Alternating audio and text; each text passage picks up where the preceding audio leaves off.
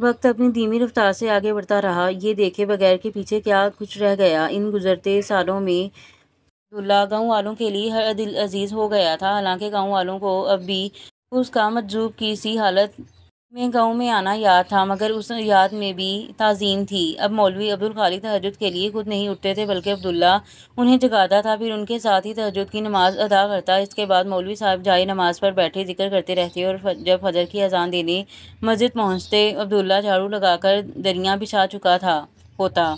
نماز کے بعد عبداللہ کا معمول تھا کہ وہ خوش الحانی سے تلاوت کرتا، مولوی صاحب پاس بیٹھے جذب کے عالم میں چلے جاتے۔ اس کی آواز میں بہت سوز تھا، جس کے کانوں میں بھی اس کی آواز جاتی وہ رک جاتا، پھر جب وہ تلاوت ختم نہ کر لیتا اپنی جگہ سے ہل نہیں پاتا، پھر وہ دونوں اپنی دنیاوی ذمہ داریوں کی طرف لوٹ کر مگر ان میں الجھ کر نماز سے غافل نہ ہوتے۔ عصر کی نماز کے بعد عبداللہ حیدر لوہار کی دکان پر جانے کے بجائے گھر آ جاتا، کیونکہ گاؤں کے بچوں کو اور دنیاوی تعلیم دینا اب مکمل طور پر اس کی ذمہ داری تھی۔ انہی بچوں کے درمیان وہ بچہ بھی بیٹا فیض پایا کرتا، جسے اب عبداللہ اپنا بیٹا کہتا تھا۔ وہ اپنے بیٹے کی تربیت کے لیے بہت فکرمند رہا کرتا، بہت پیار اور محبت کی وجہ کے ساتھ ایک بہترین انسان کے ہاتھوں اس کی پرورش ہو رہی تھی۔ عشاء کی نماز کے بعد عبداللہ گاؤں کی روزانہ بیٹھک میں بھی شامل ہوتا، مگر وہ اتنا کم سخن ہو گیا تھا کہ اس کی آواز اس بیٹھک میں کم ہی آتی تھی۔ پانچوں وقت کی نماز میں اس کا بیٹا بہت شوق سے اس کے ساتھ جماعت میں شامل ہوتا، مگر یہ اسے بور کر دیتی تھی، اور وہ اکثر بیٹھک کے دوران عبداللہ کی گود میں لیٹ کر سو جاتا۔ زندگی ایک بار پھر ایک ڈگ پر چل پڑی تھی۔ خوشی کا احساس تو ہمیشہ کے لیے مٹ چکا تھا، مگر زندگی میں اب سکون تھا۔ اب یہ سودا عبداللہ کو نڈال نہیں کرتا تھا۔ درد تو اب بھی ساتھ تھا، مگر اس درد کے ساتھ اسے جینا آ گیا تھا۔ مگر کبھی کبھی یہ درد ضبط کو توڑنے لگتا جب وہ اس کے ہی سامنے آ جاتی، مگر اس کے بعد وہ پھر سے پرسکون ہو جاتا۔ وقت کے سیدھے راستے پر زندگی کی ہموار رفتار کو دیکھ کر عبداللہ کو یقین ہونے لگا تھا کہ اب کوئی موڑ نہیں آئے گا، لیکن جب ہمیں لگتا ہے کہ زندگی میں کوئی موڑ نہیں آئے گا تو اگلے قدم پر ہی ایک موڑ ہمارا انتظار کر رہا ہوتا ہے۔ عبداللہ معمول کے مطابق دکان پر آیا تو وہاں آج کافی ہلچل تھا۔ دو لڑکے مل کر لوہے کے بڑے سے گیٹ کو سوز کی پچھلے حصے میں لاد رہے تھے۔ دکان کے اندر حیدر لوہار اس کا منتظر تھا، جس کے بازوؤں کی طاقت عمر بڑھنے کے ساتھ گھٹ گئی تھی۔ آجا پتر، تیرا ہی انتظار ہے، وہ عبداللہ کو دیکھ کر بولے۔ چودھری نواز نے گیٹ اٹھانے کے لیے بندے بھیجے ہیں، تو ان کے ساتھ جا اور گیٹ اپنے ہاتھوں سے لگا کر آنا۔ منور کے ہاتھ میں ہتھوڑی نہ دینا، یہ وہ دیوار ہی توڑ دے گا۔ عبداللہ مسکرا کر سر ہلاتا باہر آ گیا۔ گیٹ لادا جا چکا تھا۔ وہ سوزوکی کے پیچھے حصے میں چڑھ کر بیٹھ گیا۔ سوزوکی چل پڑی تو منور خوش آمدی لہجے میں بولا، ماسٹر جی، آج تو ابا ساتھ نہیں، گیٹ میں لگا لوں؟ نہیں۔ عبداللہ کی بات پر وہ خفگی سے بولا، یہ کیا ماسٹر جی، کام کروں گا نہیں تو سیکھوں گا کیسے؟ عبداللہ نے مسکرا کر اس کا چہرہ دیکھا، جو نوعمر لڑکے سے جوان مرد بن چکا تھا، مگر اس کا لاوالی پن اب بھی وہی تھا۔ تمہارے ابا نے کہا ہے کہ منور علی کے ہاتھ میں ہتھوڑی نہ دی جائے، اب اس میں کیا کر سکتا ہوں؟ منور علی حسرت بھرا سانس کھینچ کر دوسری طرف دیکھنے لگا۔ گیٹ چودھری نواز کی حویلی کے ساتھ خالی پلاٹ کی چار دیواری میں لگانا تھا، جس پر کافی عرصے سے تناؤ چل رہا تھا۔ سوزوکی پلاٹ کی حدود کے باہر جا رکی تو چودھری نواز کی جیپ کے ساتھ گن مین بھی باہر موجود تھے۔ اس کا مطلب چودھری نواز پلاٹ میں موجود تھا۔ عبداللہ کے ساتھ منور نے گیٹ سوزوکی سے اتروایا، پھر دونوں اسے اٹھائے اس جگہ پر لے آئے جہاں گیٹ لگنا تھا، اور کچھ دیر کے بعد اپنا کام شروع کر دیا۔ میرا بیٹا شروع سے ہی شہر کے ہاسٹل میں رہا ہے، میرے کہنے پر وہ گاؤں آنے کو راضی تو ہو گیا، مگر حویلی میں رہنے کے لیے تیار نہیں۔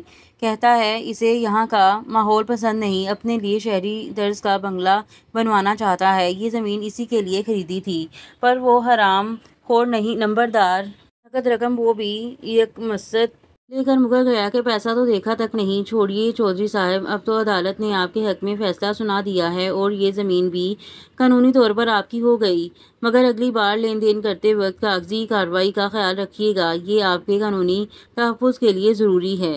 صحیح کہہ رہے ہیں وکیل صاحب، پکے کاغذ کے بغیر لین دین کرنا ہی نہیں چاہیے، حلق میں پھنس جاتا ہے۔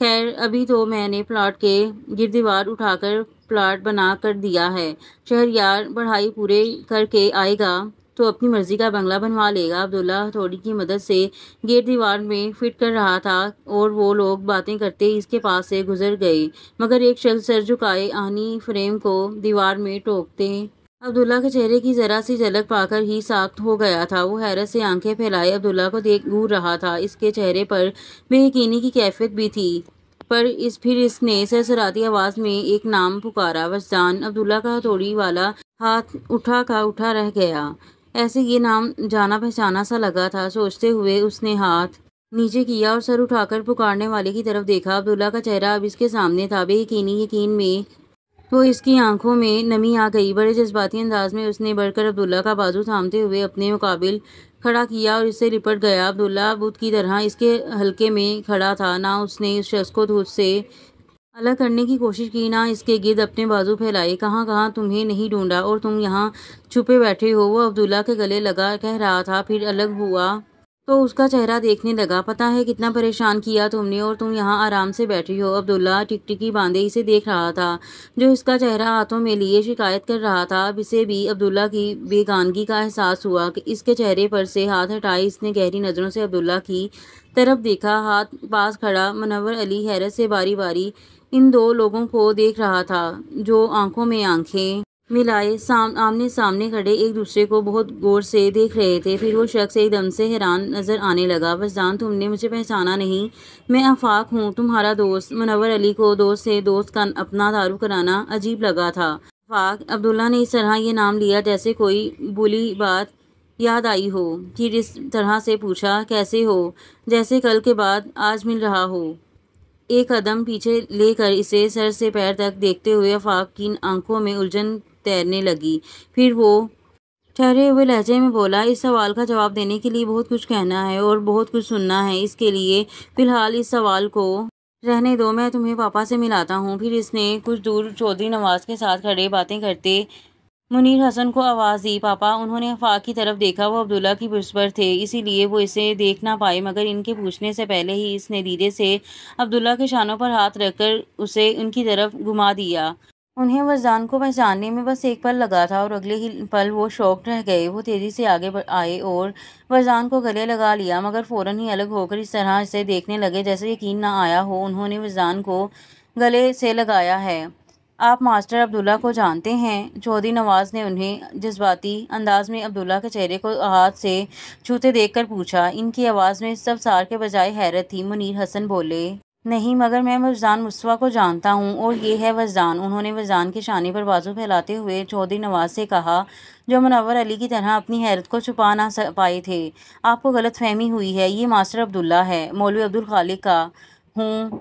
یوں پرسوچ انداز میں بات ادھوری چھوڑ کر چپ ہو گئے، جیسے سوچ رہے ہو مولوی عبدالخالق سے عبداللہ کا کیا رشتہ بتائیں۔ آفاق نے کہا، ہمیں غلط فہمی نہیں ہوئی چودھری صاحب، مگر لگتا ہے آپ طویل مدت سے کسی غلط فہمی کا شکار ہیں۔ جسے آپ ماسٹر عبداللہ کہہ رہے ہیں وہ میرا دوست وجدان مصطفیٰ ہے۔ ہم دونوں لاء کالج میں ساتھ پڑھتے تھے۔ کافی سال پہلے یہ لاپتہ ہو گیا تھا، سب نے اسے بہت تلاش کیا، مگر یہ ملا ہی نہیں، یہاں تک کہ اس کی تلاش روک دی گئی۔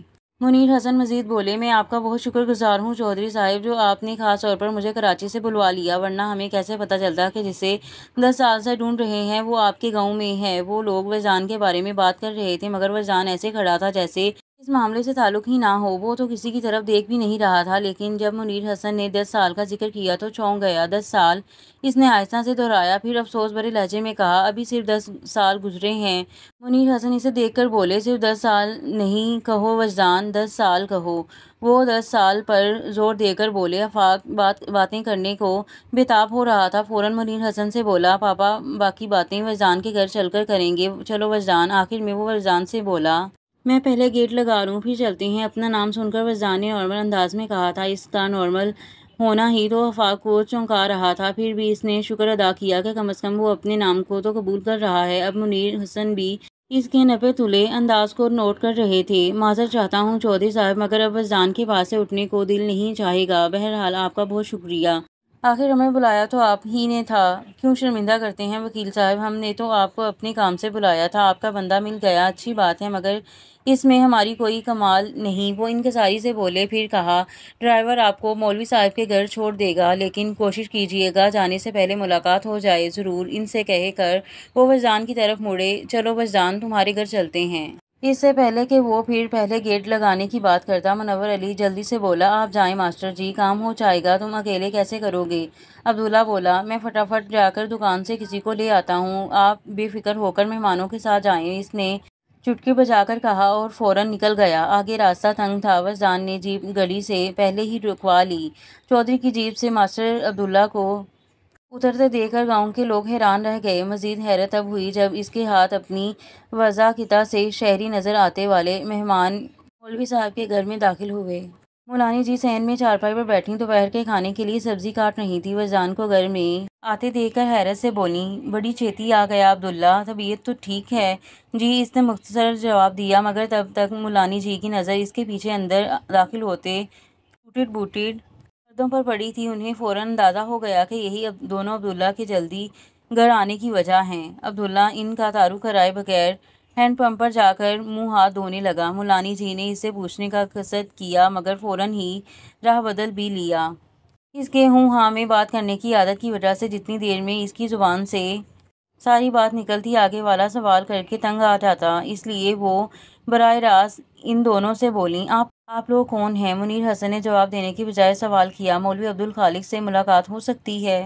انہوں نے اس بات میں سر ہلایا، پھر چارپائی سے اٹھتی ان سے بولیں، آپ لوگ بیٹھیں، میں مولوی صاحب کو بلا کر لاتی ہوں۔ پھر چلتی ہوئی دروازہ کھول کر دکان میں چلی گئیں۔ چارپائی پر بیٹھ کر آفاق نے وزدان کو دیکھا۔ تولیے سے ہاتھ خشک کرتا وہ بظاہر پرسکون لگ رہا تھا، مگر آفاق اس کے اندر کے اضطراب کو محسوس کر رہا تھا۔ السلام علیکم! مولوی صاحب کے سلام کرنے کی آواز کو سن کر آفاق ان کی طرف متوجہ ہوا، پھر منیر حسن کے ساتھ فوراً ہی اس بزرگ شخص کے احترام میں کھڑا ہو گیا۔ ان دونوں سے باری باری ہاتھ ملایا۔ مولوی صاحب نے انہیں بیٹھنے کو کہا اور خود بھی ان کے ساتھ ہی بیٹھ گئے۔ آپ حضرات اپنا تعارف کروا دیجیے۔ وہ دونوں سوچ ہی رہے تھے کہ کہاں سے بات شروع کریں کہ مولوی صاحب نے ان کی مشکل آسان کر دی۔